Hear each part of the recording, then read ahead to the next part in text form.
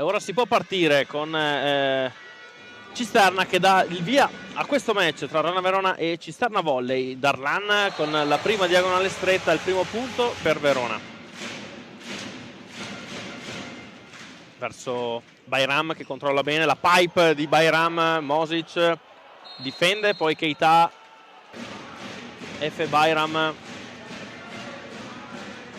sceglie D'Amico che però riceve molto bene, tante opzioni per Christensen che vince il primo set. Ora si entra nel secondo round con Christensen al servizio, ancora sempre lontana molto dalla rete la ricezione, pardon, il palleggio.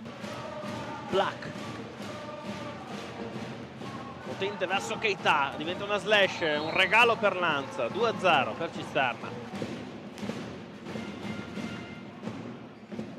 Bayram lavora bene, arriva Guzzo con la diagonale stretta. Palleggiatore nativo di Ostuni, così come D'Amico che viene sollecitato in ricezione.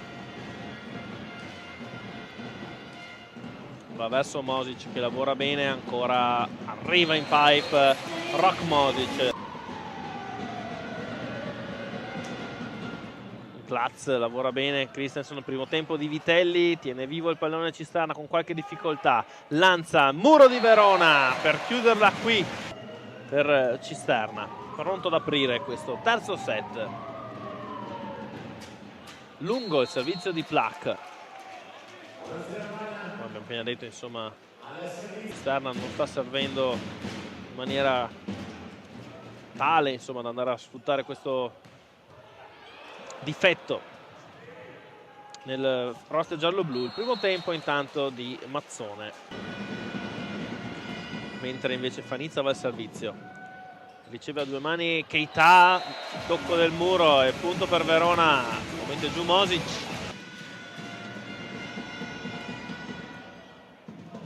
Christensen per la pipe di Glatz.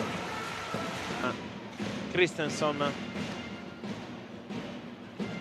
riceve bene Curry, l'attacco di Guzzo, la difesa di Verona, altra palla però buona per Cisterna. Bayram si impegna, il servizio ha già fatto vedere le sue doti questa sera.